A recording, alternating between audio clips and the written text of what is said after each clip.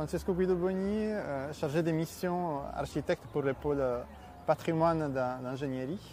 Donc je m'occupe en priorité des carnets d'entretien, donc aider les communes à entretenir les patrimoines historiques, notamment les églises. Et je m'occupe aussi de monter les dossiers pour les marchés de recrutement des maîtres d'œuvre pour la restauration, notamment des églises des communes des Yvelines.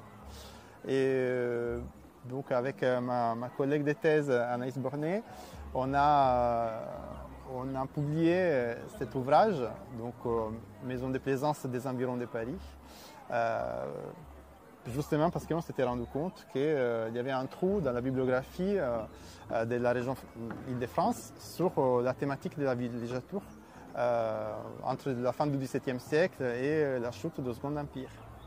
Voilà, et notre livre n'est pas un catalogue exhaustif des maisons de plaisance en Île-de-France, mais on a voulu surtout se concentrer sur ce phénomène de la villégiature et sur l'art de vivre aussi dans ces maisons de plaisance qui, pour beaucoup aujourd'hui, ont disparu. Donc on a quelques articles sur des maisons disparues dans cet ouvrage, mais aussi certaines qui subsistent.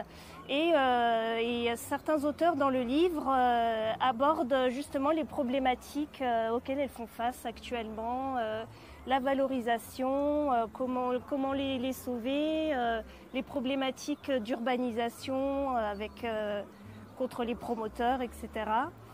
Effectivement, c'est un ouvrage collectif qui regroupe une vingtaine d'auteurs issus du domaine universitaire, mais aussi des conservateurs, de l'inventaire et des propriétaires. Voilà, des propriétaires privés qui se trouvent face à gérer l'entretien des maisons de plaisance.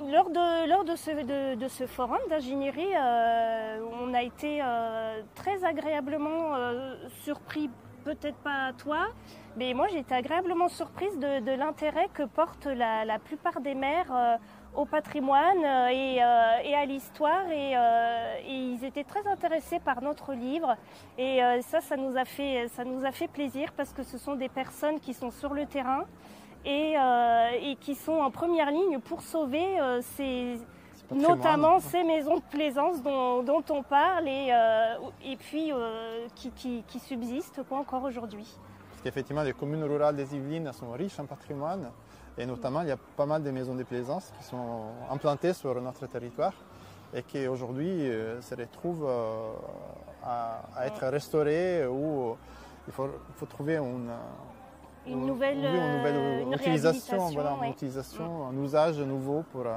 ces demeures. Pour les sauvegarder. Exactement.